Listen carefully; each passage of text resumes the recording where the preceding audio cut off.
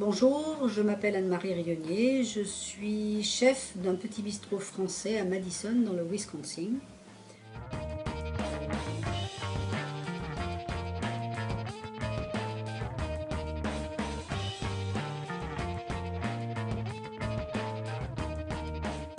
J'ai été chef d'entreprise en France durant 22 ans d'une agence de communication et je suis arrivée aux US en mai 2011 où j'ai suivi mon mari venu travailler ici.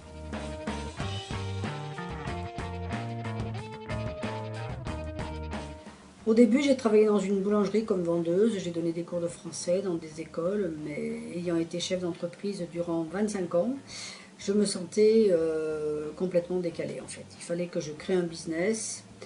Alors j'ai décidé de créer un restaurant français. Aujourd'hui, j'ai 5 salariés et nous avons de beaux articles dans la presse dont nous sommes fiers.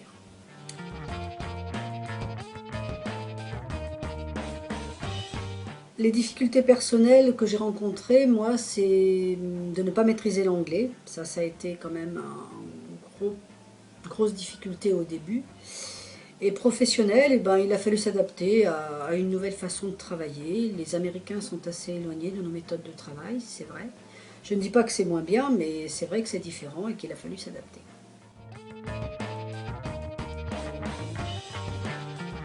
J'ai toujours eu la passion de la cuisine, alors pour moi ça a été une révélation et je me suis retrouvée derrière les fourneaux. J'ai conscience que je n'aurais jamais pu faire ça en France. C'est ce que j'aime aux US, on ne vous pose pas 1000 questions, même si vous avez envie de faire quelque chose très éloigné de votre formation initiale. Les Américains font confiance et surtout ils sont ravis de voir les autres réussir.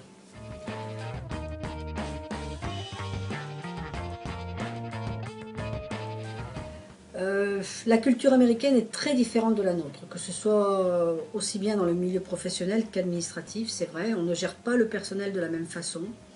J'ai 5 salariés et chacun est responsable et impliqué dans toutes les tâches qui leur sont demandées. Mais vous ne pouvez pas demander à un Américain de faire quelque chose qui n'est pas de son ressort en fait. Les Américains manquent un peu de polyvalence, c'est un peu ce que j'ai du mal avec ça un peu aujourd'hui. Mais bon, ils font bien leur travail et ce sont des gens qui sont très impliqués. Au niveau des démarches administratives, moi je trouve pas qu'il y ait une grande différence avec la France en fait. Surtout pour les files d'attente, mais bon.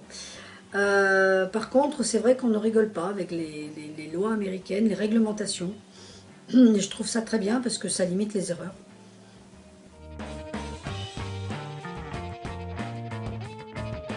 Sans hésitation, je dirais que bien sûr, c'est beaucoup plus facile de créer une entreprise aux US parce que c'est le pays de l'entrepreneuriat.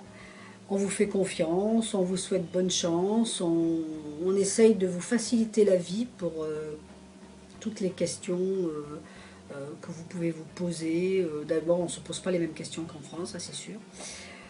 Au niveau des charges, il est évident que ce n'est pas négligeable.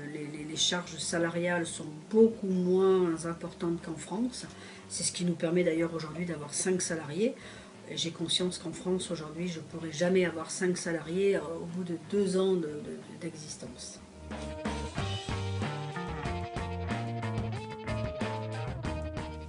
Je pense que je referai la même chose car j'ai besoin d'entreprendre, ça c'est certain, et je commence déjà à penser où je vais ouvrir le prochain restaurant.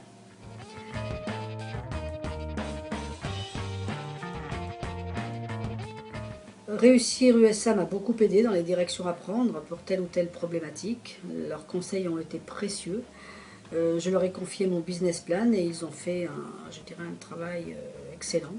Cela a été, je pense, l'élément essentiel à l'obtention de mon visa E2, puisque je suis ici avec un visa maintenant, un visa business. Et créer une société aux US avec des gens qui ont une culture franco-américaine, je pense que ça facilite beaucoup la tâche.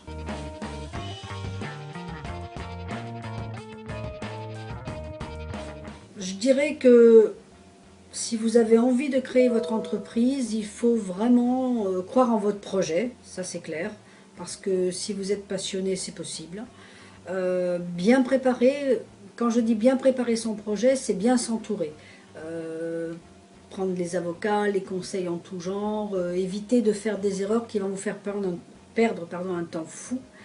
Et moi, j'avoue que je reviens un peu sur Réussir USA, mais ce sont des gens qui m'ont beaucoup aidé dans tout, même dans mes schémas de pensée. Il y a des choses que je discutais avec Vanina, que j'aurais jamais pensé, et elle me rappelait que telle ou telle chose n'était pas nécessairement possible ici, etc. Donc c'est vrai qu'il y avait une prise de conscience qui était importante.